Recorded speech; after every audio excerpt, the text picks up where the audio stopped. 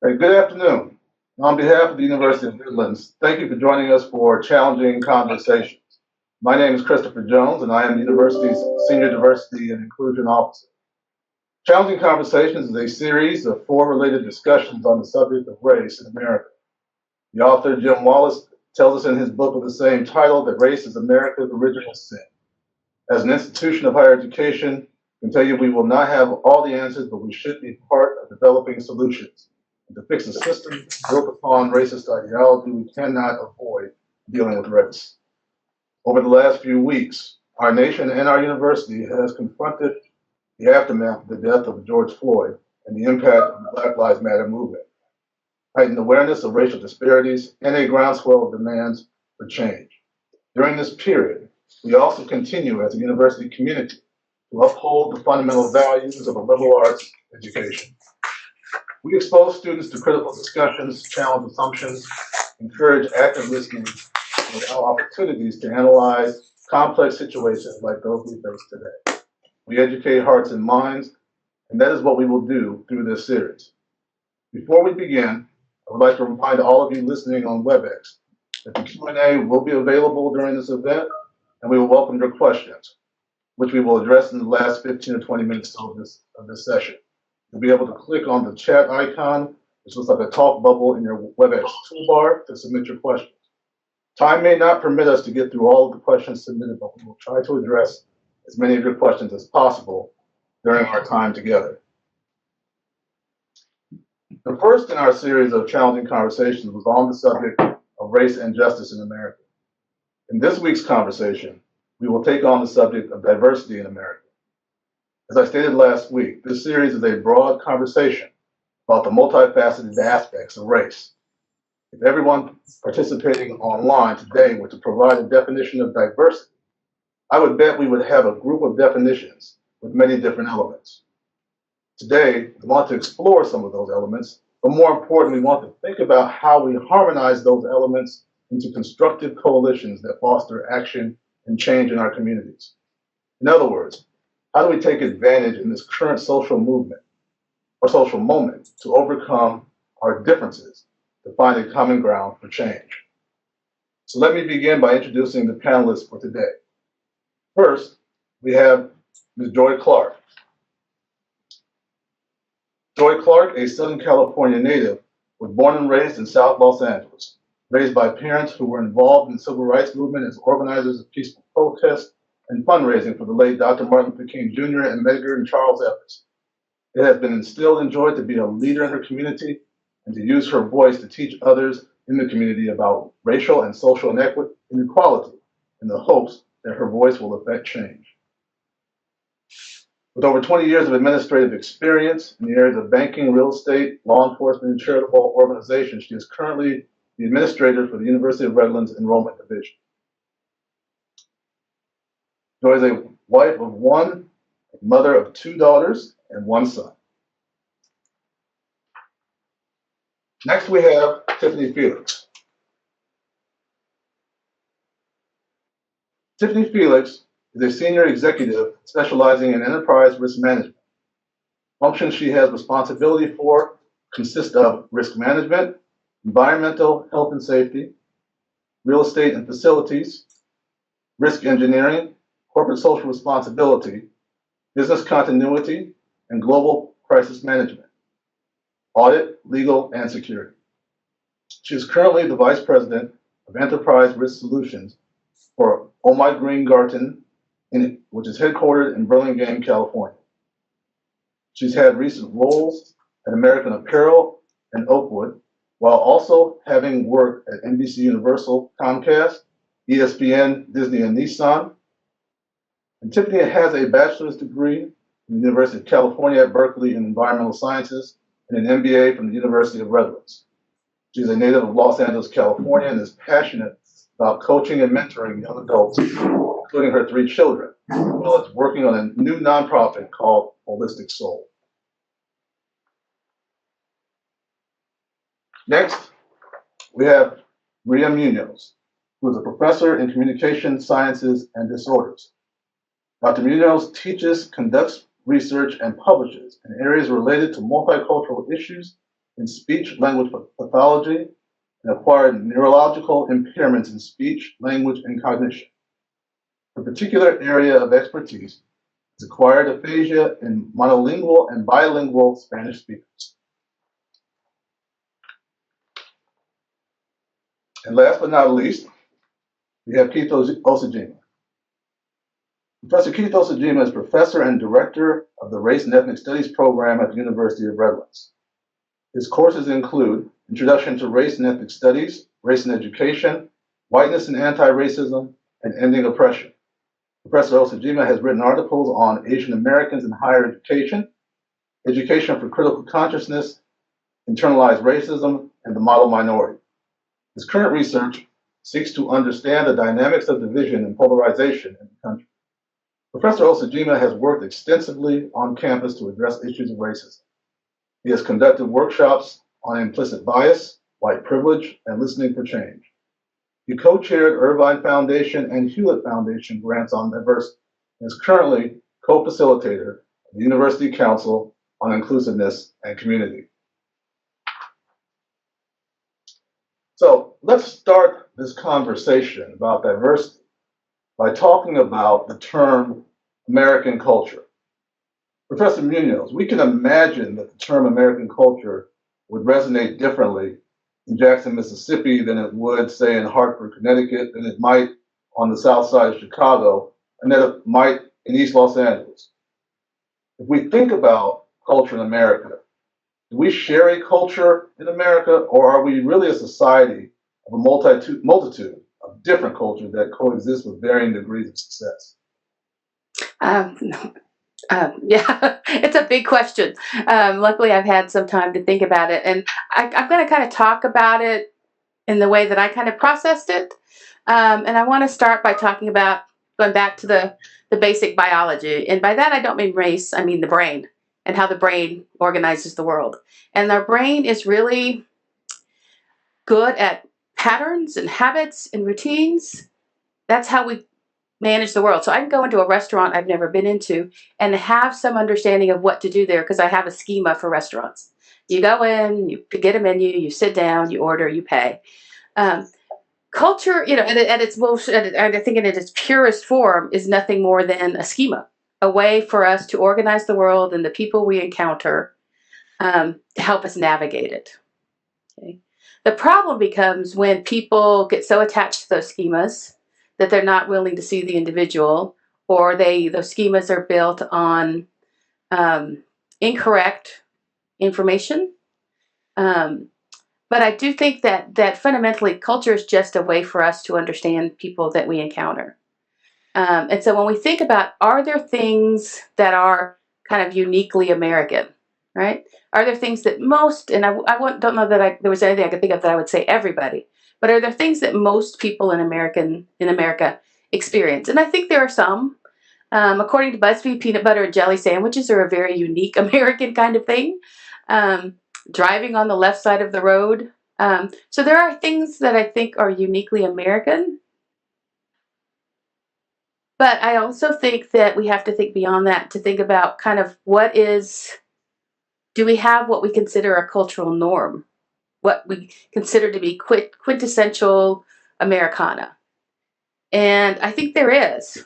When you think about literature, for example, on the topic of acculturation, or the extent to which people who are immigrants and their children have kind of stepped away from their original culture and stepped into being more American, for lack of a better way to put it. So just the fact that we're even asking that question tells us that in some form there is a definition of what it means to be American, right?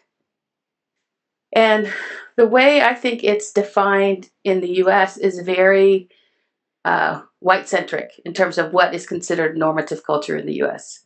It's very heterosexual, mom and dad, 2.5 kids, suburbia, minivan, and standard American English speaking. So there is this idea that there is an expectation of what it means to be American and and what that culture looks like.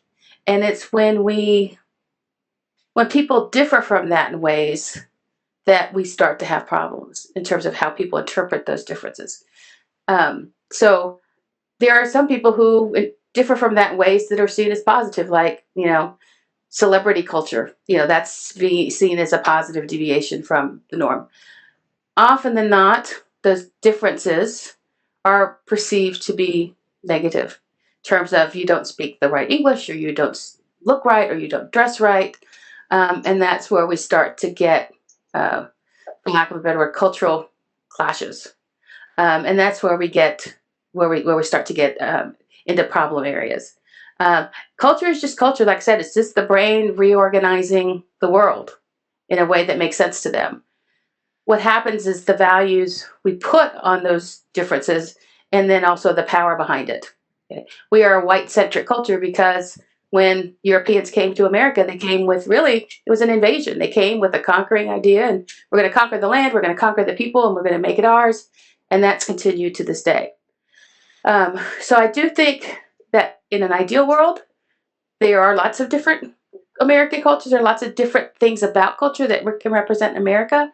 But in terms of how it functions, it very much is a white-centric standard that then people of color, people who speak languages other than English, are compared to in unfortunately negative ways. All right, let's let somebody else jump in.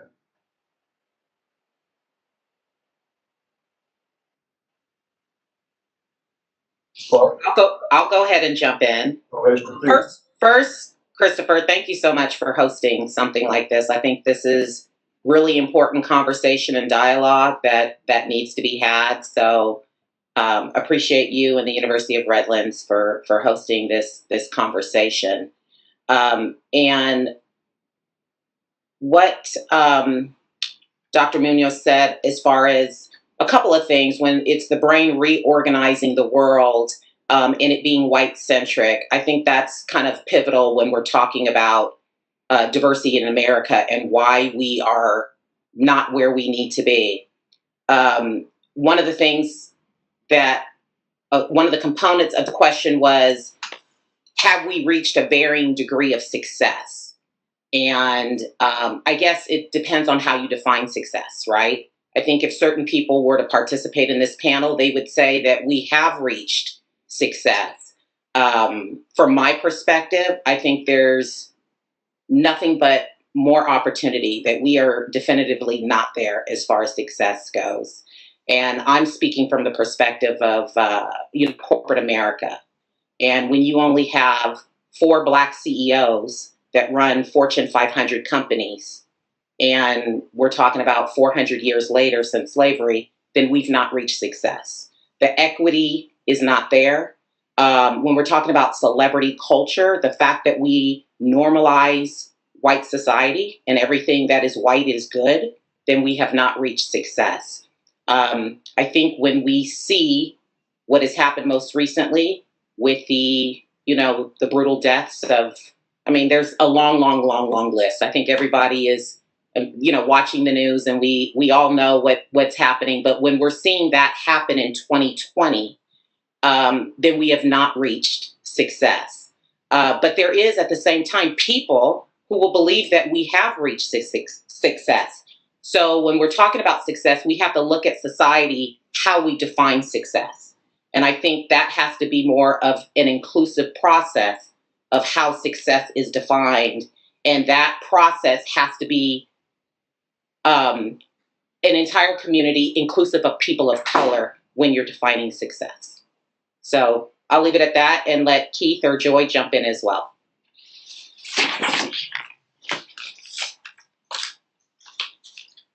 I could better. I totally completely agree with you. I'll jump in too. Joy, did you want to say more? Or? No, go ahead, Keith. Okay, I'll jump in. This is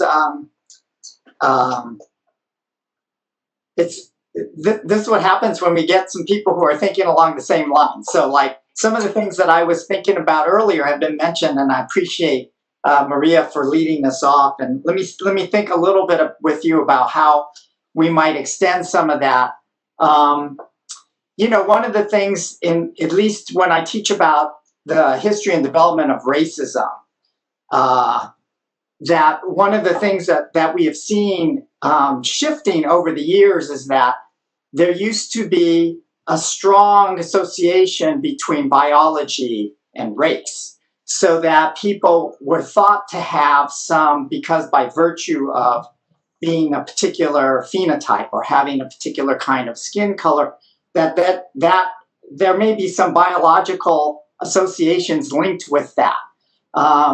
And this was certainly prevalent and powerful in the early part of the 1900s, when things like scientific racism were very strong and powerful, where people thought that there was something biologically true about people, all people in a particular group, that somehow made them different, and in that setting made them less than, right?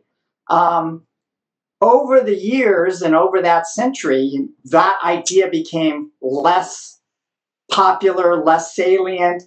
The development of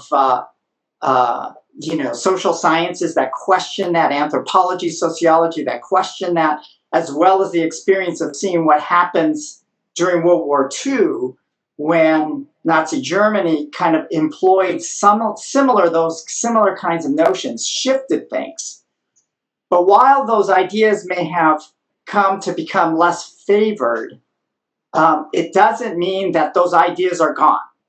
And so what I think we've seen certainly in the last, from the 60s on, a shift in the way that people think about how racism works. And some of that shift has been to place it on culture rather than on biology.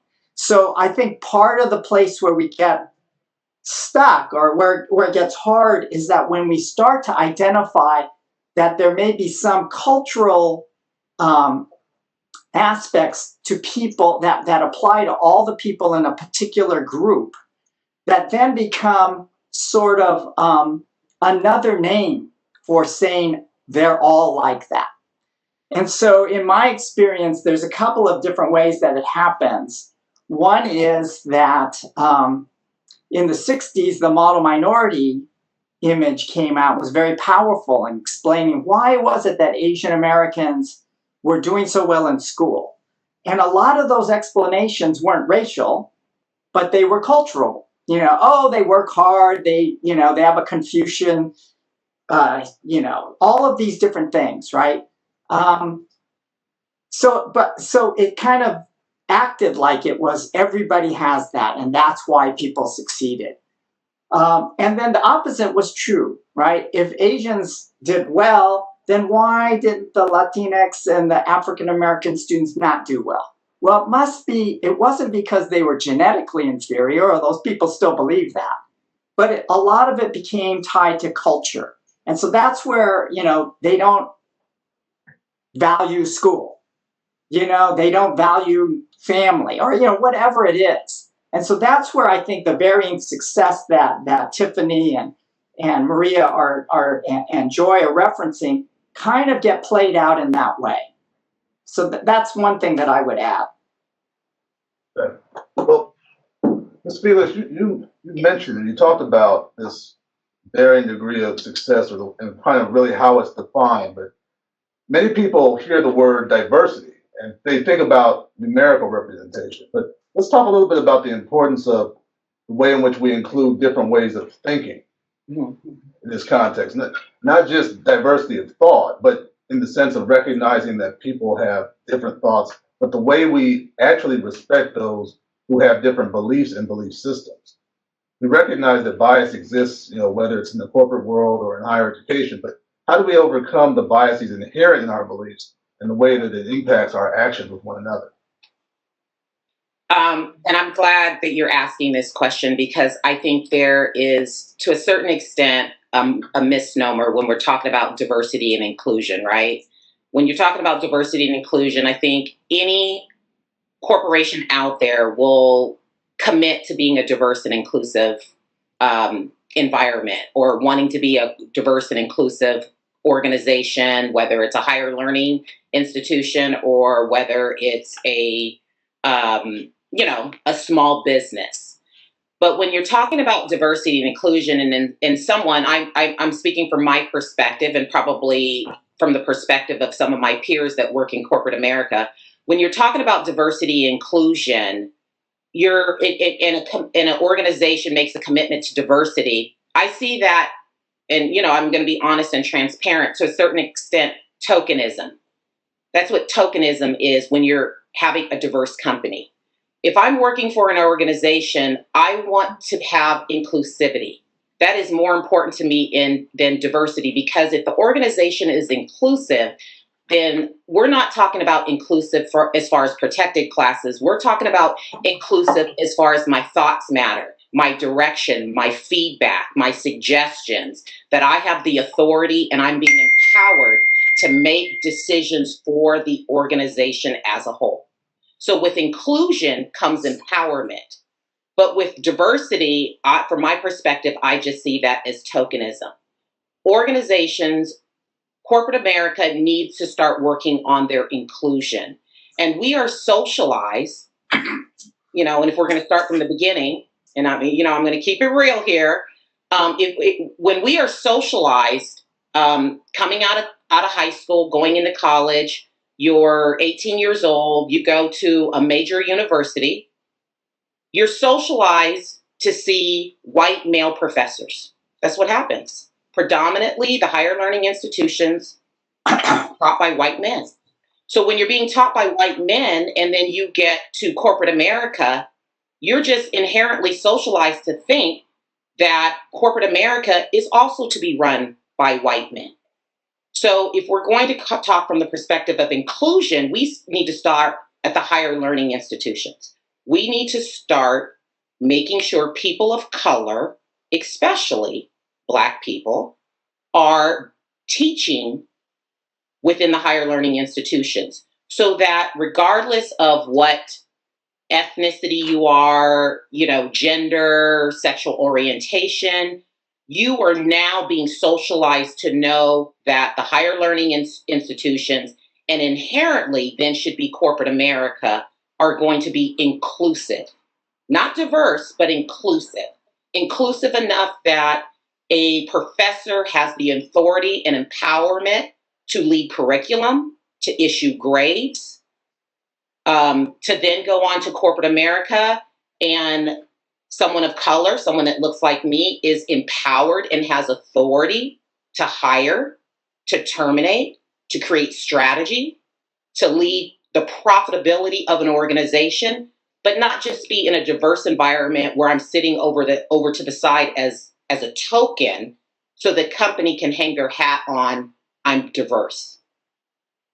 Inclusion and empowerment are how we transcend and change or address the issues that we're having in society today. Not diversity, but inclusion. And inclusion not for protected classes, but inclusion for direction, thought processes, controlling P&L statements, budget, being empowered. And it's more, and let me just say this, it's more than just being the chief diversity and inclusion officer. And no offense, please. But we are able, I got my MBA from Redlands. I did not have one single professor that looked like me, not one. So if I'm going into corporate America, corporate America needs to start being socialized that people of color can be CFOs, they can be CEOs, they can be chief operating officers, they can be chief general counsel, they can be chief marketing and brand officers. They can be more than just the chief diversity and inclusion officer. So I think we need to start really taking a closer look at the higher learning institution, and then inherently things will start to change and should change in corporate America. Ms. Clark, why don't we bring you in here? Thank you. I as a person of have inclusion. So for me, the word inclusion is like a play on words. I'm not fighting for inclusion. I want equality. I think that equality and empowerment is how we're going to see change. We have diversity. We see different races, different genders. We see that. But the equality is a factor that is concerning to me. When my son is walking down the street, I have to tell him, give him a different set of rules. Son, don't wear your hoodie when you're walking down the street. If you're stopped, say yes, sir, no, sir, may I get this, may I get that. Same thing I have to tell my daughters. It's not the same across the board. So equality for me is what I would say needs to be implemented, as well as policy. Change the policies. Change the policy so that it is more inclusive, equal, diverse.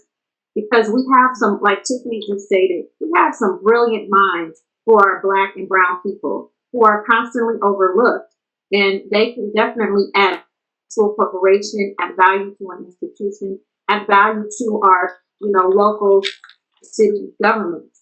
We have brilliant minds that are overlooked because of the color of their skin or their race or their gender.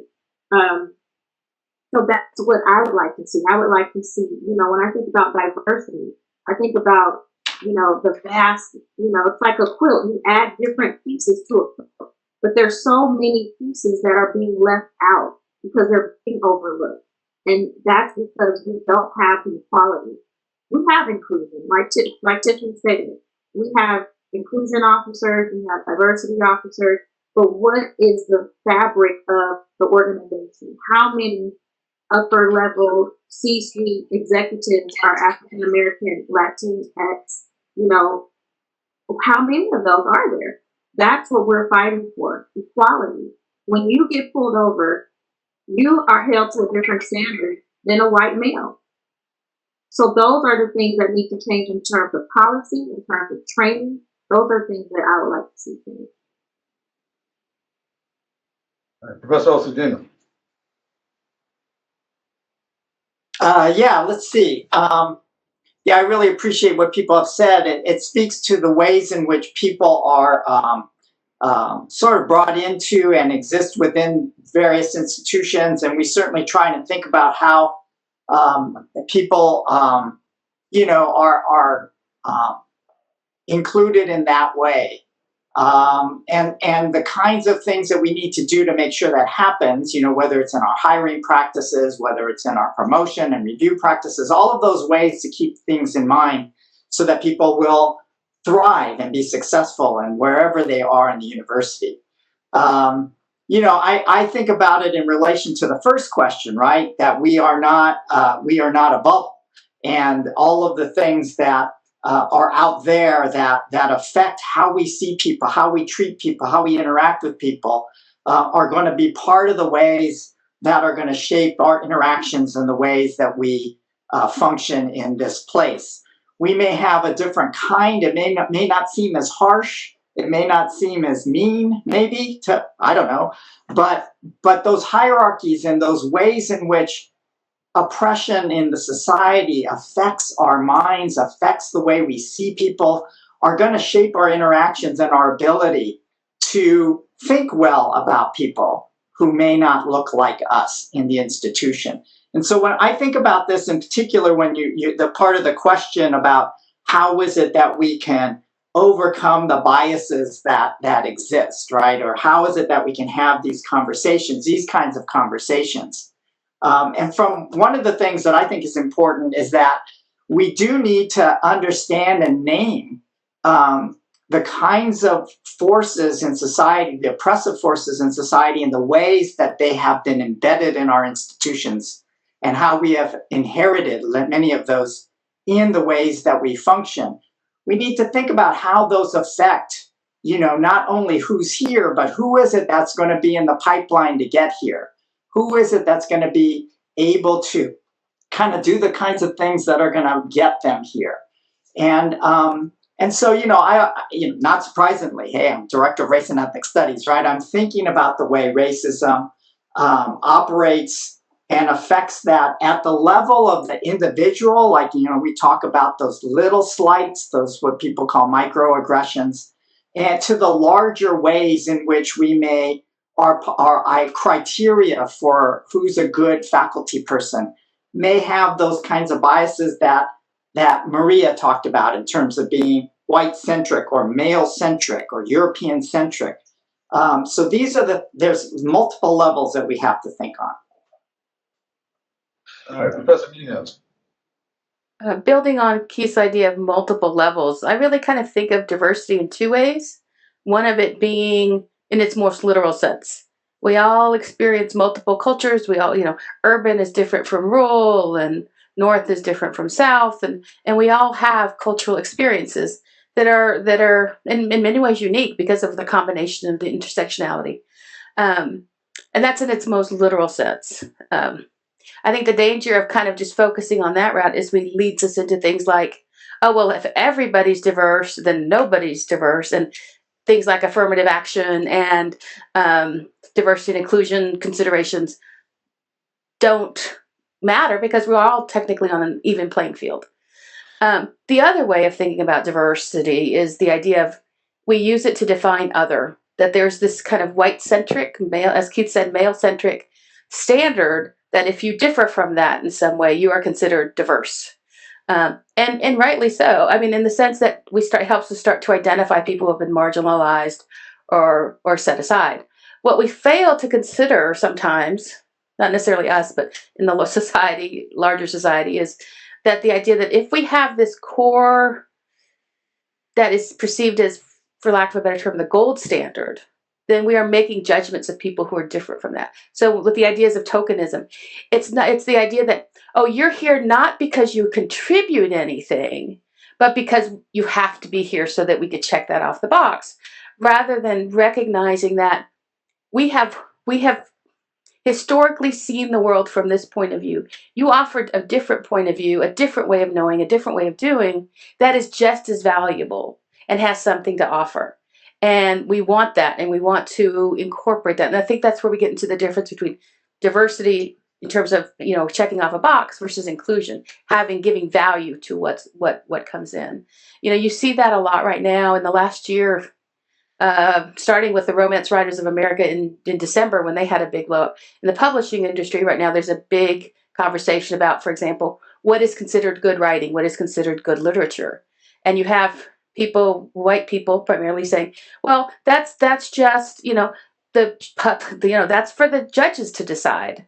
And if the judges only award white males these awards, that's because they just do better, without considering the fact that the people doing the judging are judging from a particular cultural point of view that isn't going to value the writings of a Black female or a gay man. And so when we think about the first step, I think, in terms of how do you challenge these biases, is to help people in these positions of power and authority, white people is what we're primarily talking about, recognize their own cultural perspective and how that influences the decisions they make. One of the hardest things I have to do as an educator is to help white students understand that they are American, and that's a culture that has particular expectations and worldviews and experiences, and that how they see the world comes from that, because they see their world as neutral. If you ask them about their culture, they go to, oh, well, my family's from Ireland like 3 generations ago. No, that's your ancestry. What's your culture? And it's very hard for them to see that because our American perspective, the media, the literature, treats that as neutral, and everything else is other.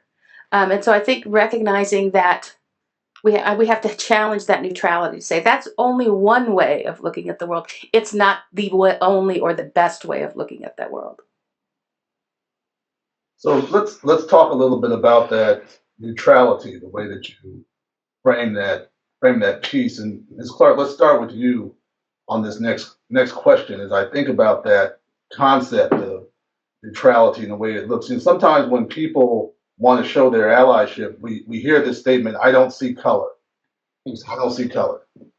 But I'm curious about how our panelists think about this statement. Particularly, Ms. Clark, you wrote a piece recently in the Bulldog blog kind of reacting to current events. So I'm particularly curious how you take that statement, I don't see color. I think that statement can be taken 2 ways. I've said that statement myself because I come from a family where we are melting pot. My mother's family from New Orleans, my father's family, my grandfather was Indian, my grandmother was Irish and Black. So, I understand because in terms of look, I don't see color.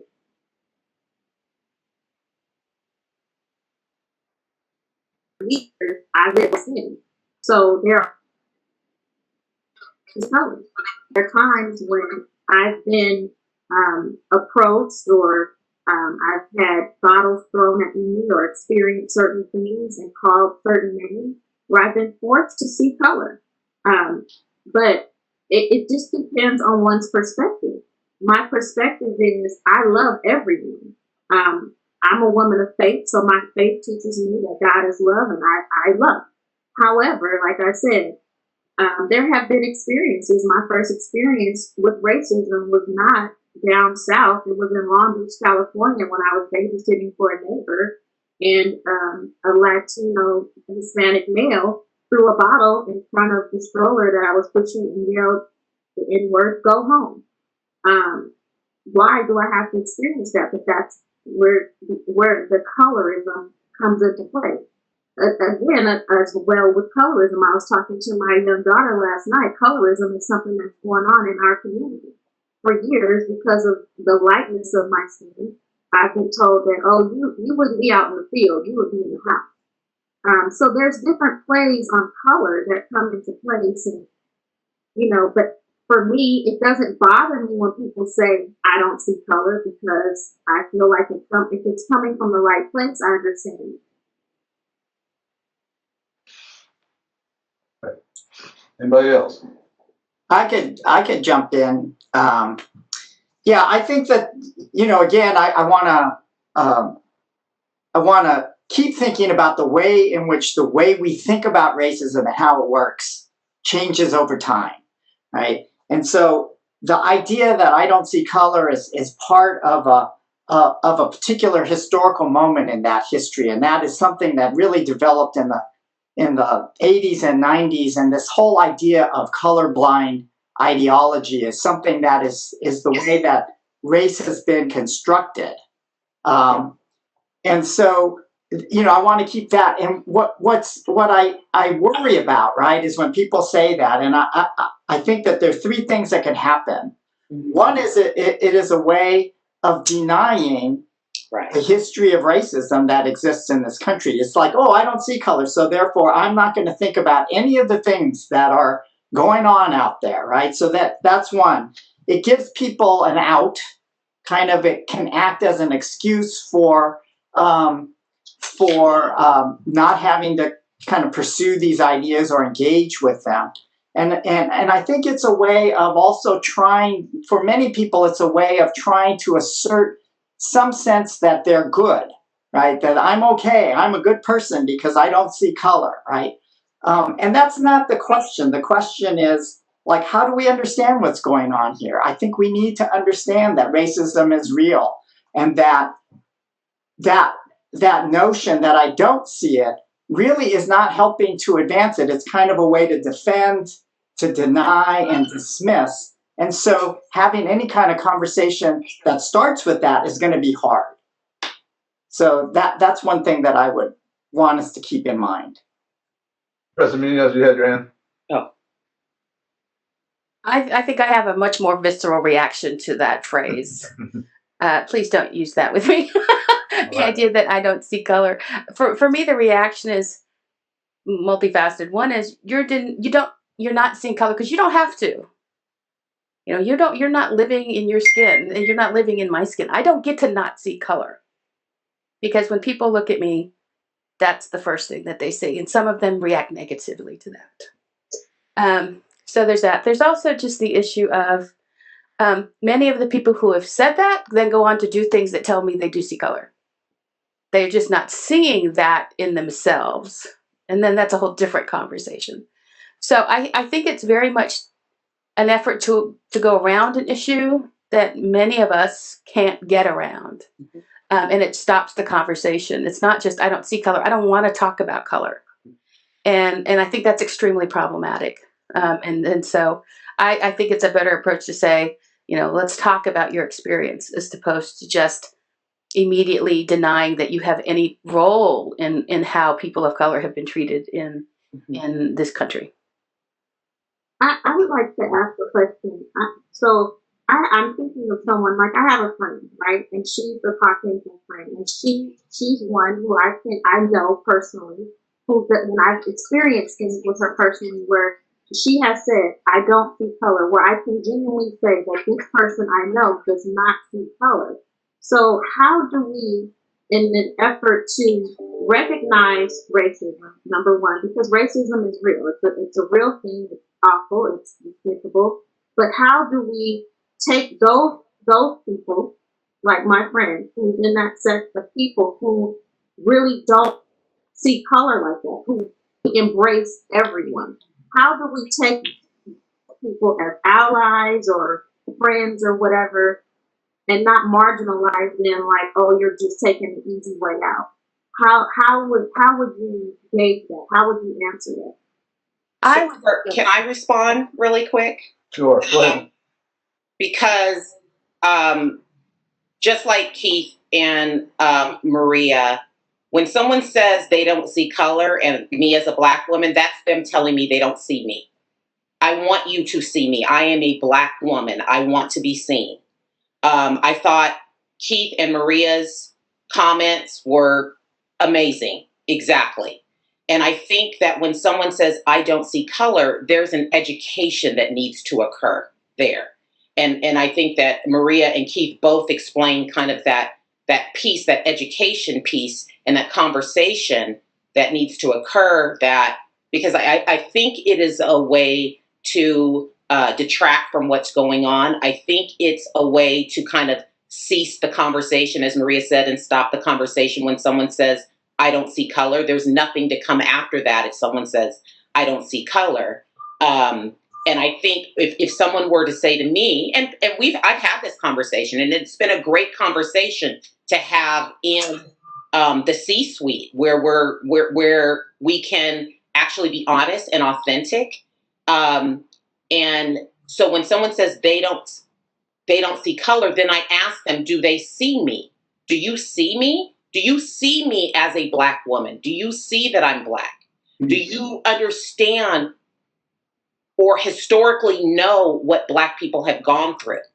So if they say they don't see color, then that means that they're not learning history, that they don't understand what's happening in today's society, that they're not empathizing or wanting to learn with what white privilege is, and what the inequities and social injustices that are occurring amongst Black people when someone says, I don't see color.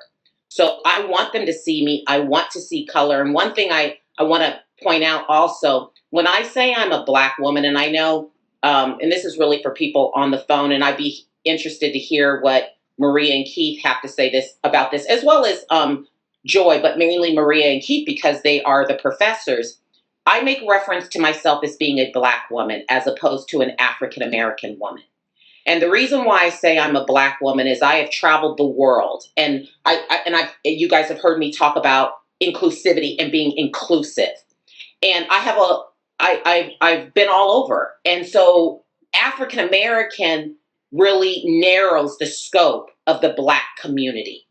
And so I want to come from a place of inclusion. So when I say a Black woman, I'm talking about the global Black community. And I think that it's important for people to understand that the social injustices that are occurring are not just happening here in America. We do talk about American culture, but they're happening globally. This is an issue, that a racial issue amongst Black people from a global perspective. And I think it's really important for us to learn that. And in America, we have Black people here who are not African American.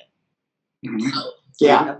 We want to open it up to questions from participants, but if there's any other response to I couldn't have said it better than Tiffany said that in address to that question. But I guess, Joy, one of the things that I would say is to that friend, just say, great, I'm really glad that that's how you feel. So maybe you could come with me and help me work on some of the people who are having a little trouble with that perspective. Why don't you come with me? I'm going to do some work against racism. You want to join me on that? Because it seems like you've done well on that. So, I mean, I think it's possible. And then if the hesitance comes out, then maybe we see that there's something underneath it. But I think it's fine if people believe that. And then we could use that to, be my ally on some other level. So, I think what I'm hearing is that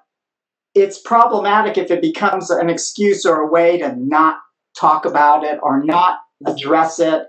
And so, but if you believe that and see that, I have no doubt about it. That might be a I'd way like to to. take it. Can I add to Joy? I just want to address Joy's question because I do think it is important, and I think I have known people who I've never seen them do anything that I would consider racist. I don't, they treat everybody fairly, but the thing about it, never one has any of them said to me, "I don't see color," and so I think that there are people who can be allies, people who do have strived throughout their life to be fair and equitable.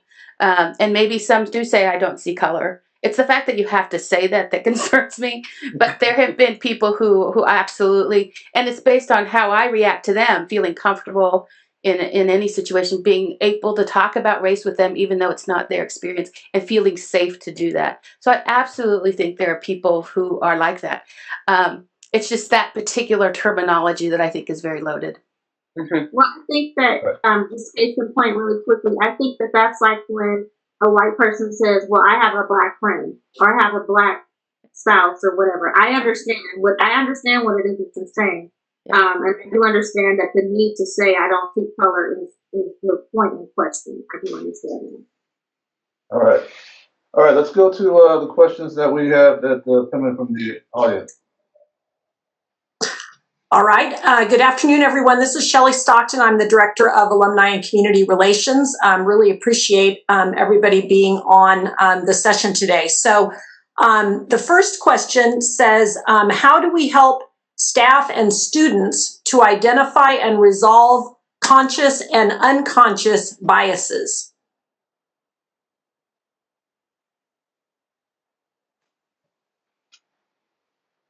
I could start. Right. I think it's really hard. I think this is where we get into the issue of power dynamics. The idea that faculty and particular staff and students. I've had issues where students have encountered very overt racism from people who are superior to them and are grading them and are and it's not an easy thing to do. And I don't think there's one answer because I think they're adults who can make choices for themselves. I think we need to support them. I think, again, diversifying the faculty so that they have people that they can go to. One thing that we did, or that I kind of worked towards, was I now teach our intro class. And I kind of moved in that direction, partly because I realized when I worked with some seniors that as seniors, I was the first Latina they had seen. And that really needed to come much earlier in the process so that they could have someone to go to. So I think diversifying the staff and faculty, as well as the student body, and providing people for them to go to is kind of the first critical steps. But I don't think we can forget the power dynamic. Students are being graded, they're being judged, they're being evaluated, they're paying a lot of money, and all of that is going to create some hesitation in stepping forward.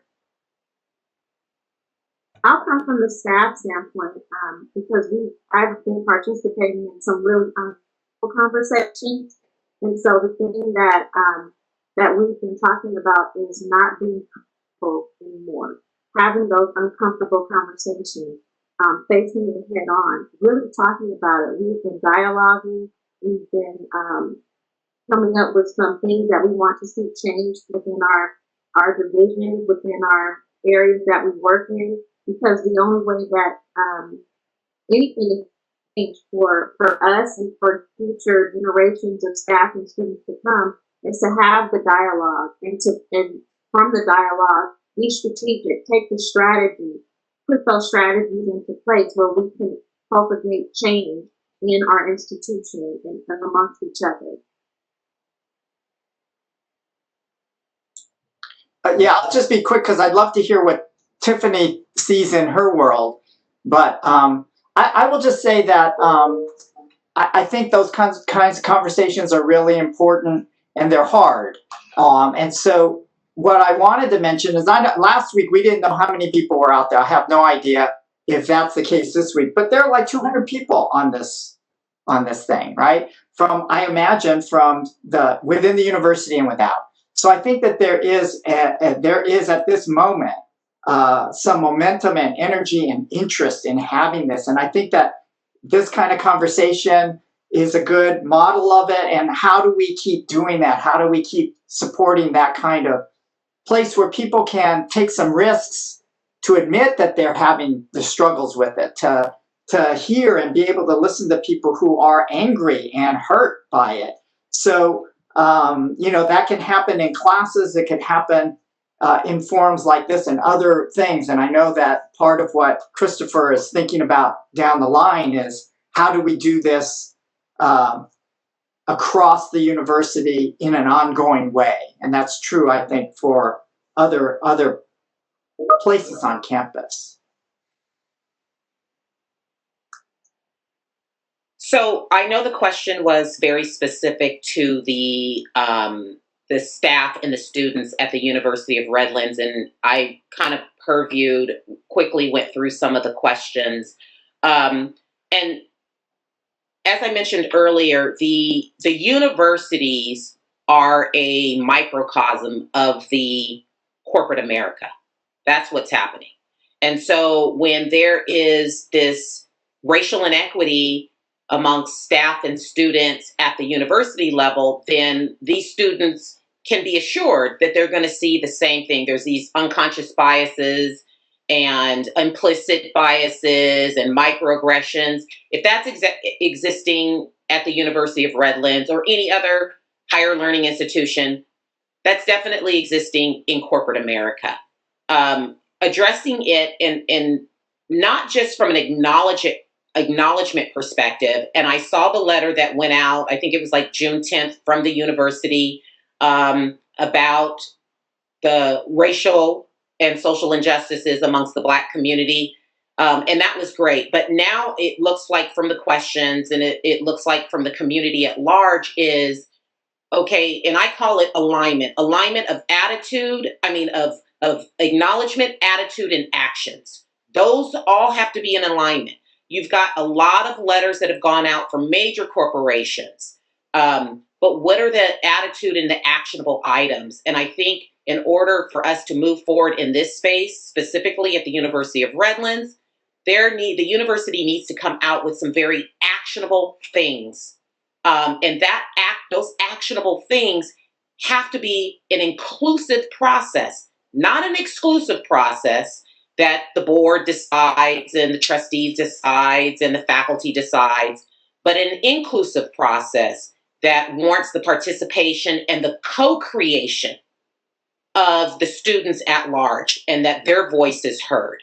And I think with some of those actionable items, that's a co-creative and a inclusive process, I think that we will get there with some change. And I think that the university, meaning the students and the faculty, will embrace what those actionable items are as a whole. All right, next question. Next is more of a comment. It says, we need to see color to appreciate it. Yeah. All right, let's go to another question. We have time for a couple more questions. Okay. Next question. How do we replace systems with systems that ensure equality and inclusion?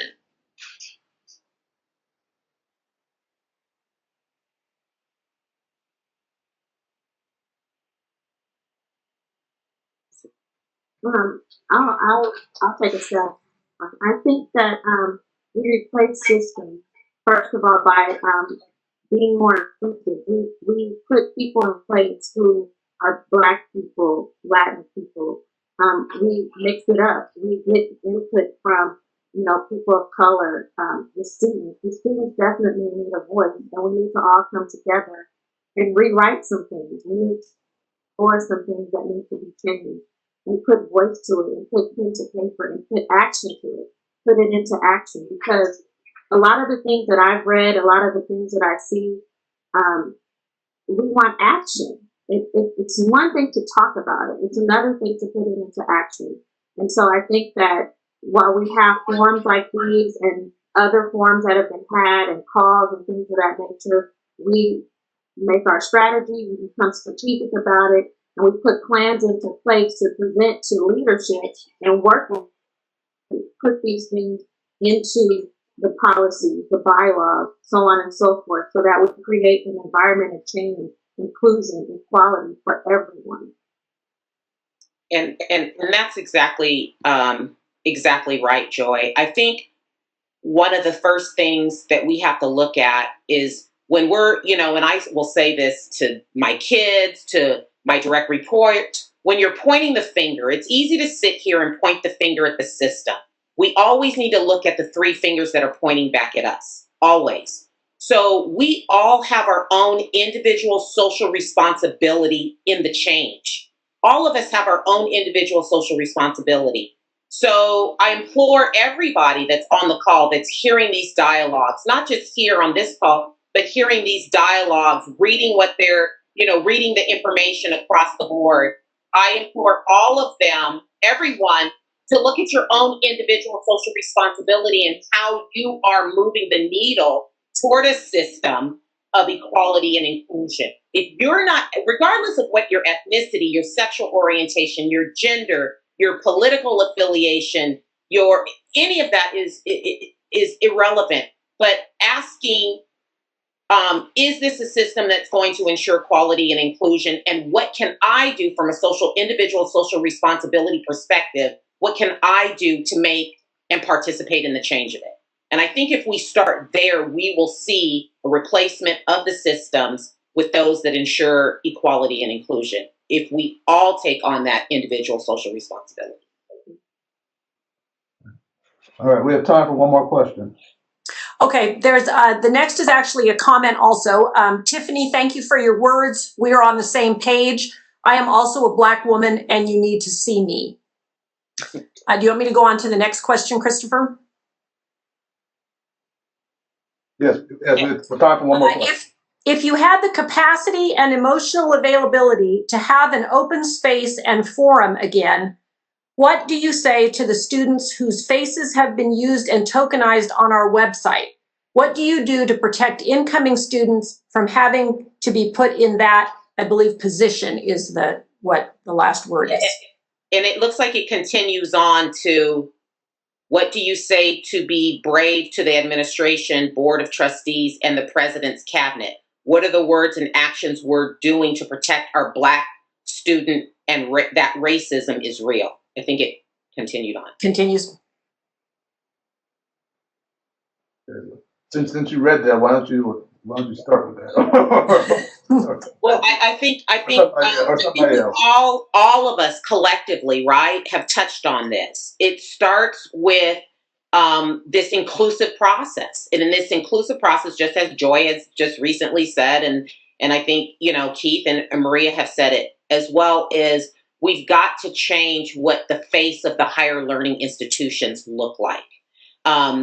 There are people out there of color, and it's great to say, and I'm saying collectively of color, Maria, Keith, it doesn't necessarily have to be the Black community, but we want to see definitely more Black faces in the higher learning institutions. But students have to see someone standing in front of the classroom, teaching them, developing curriculum, grading their papers. If that is not happening, and we're just putting Black images, as this person said, on the university's website, we are only Black students sitting on the other side of that podium in the classroom. We are only Black students walking across the stage. We are only Black students paying tuition to the university, and we are not Black people being responsible for the education of society. Then we're always going to have dissension in this way. We're always going to have this thought process of tokenism. So the first step is the university, because this is question is specific to the university, the university needs to have actionable steps to change the faces of their faculty. They need to start making changes in the way their faculty looks. We're just a little bit over time. I don't know if any of the other faculty members want to address that. I would just say I think it goes with the theme of that it's got to be more than just the easy first step, right? So it's easy and people may genuinely feel proud in those kinds of representations of the university, but we also have to recognize that that's not necessarily the experience of those students, and we have to be willing to face that as well. So what I keep hearing is that we've got to go be just the first thing, and that's going to be hard for people, but we got to keep pushing. And I also want to say that Tiffany, I'm proud that you are an alumni of the University of Redlands. You've been great. Well, that's a good note for us to end on, and we're at the end of our time, a little over today. But I want to thank our panelists, and I thank each of you who attended and participated today. We hope you enjoyed this program, and please join us next week for part 3 of our series, which will be Race in America: Impact on Students, we'll have a panel of panelists of all students next week. Can I make one comment at the end? There were a lot of questions that went unanswered. And if these questions got circulated to us, the panel, I'd be happy to help provide my comments on some of these questions. And then we can maybe post them with the recording or somewhere on the website. I just hate to see some questions go unanswered. And I'd be willing to help respond to some of these. Well, I appreciate that. I was just about to mention that, actually. Okay, perfect. We did that with last week's stream. I don't have to say it again. So, very good. All right. Thank you all so much. Thank you. Thank you.